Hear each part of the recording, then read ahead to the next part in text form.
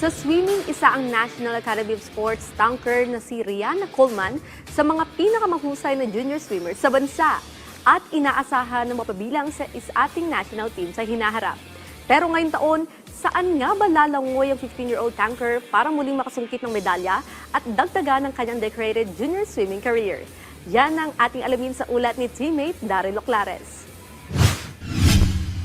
Kung pag-uusapan ng mga racing stars sa larangan ng swimming, hindi maaaring hindi mabanggit ang pangalan ng National Academy of Sports tanker na si Rihanna Coleman. Sa edad na 15, hindi na mabilang ang medalyang nasungkit ni Coleman sa mga local at international competitions. Sa katunayan, kamakailan lamang nang humakot si Coleman ng 5 ginto at 1 pilak na medalya sa Asia Open Schools Invitational Aquatics Championship 2025 na ganap sa Bangkok, Thailand nito lamang Pebrero. Sa panayam ng PTV Sports kay Coleman, inilatag niya ang ilang swimming events na pinaghahandaan niya ngayong taon.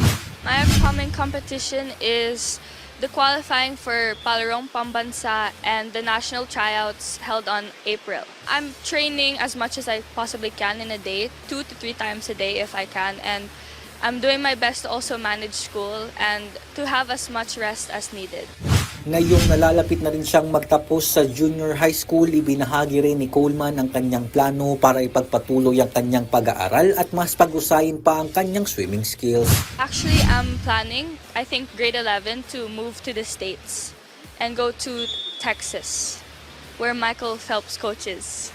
Sa murang edad, malinaw na rin ang kanyang pangarap na marating para sa kanyang swimming career.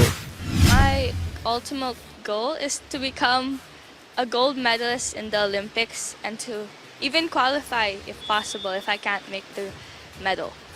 Daryl Oclares para sa Atletang Pilipino para sa Bagong Pilipinas.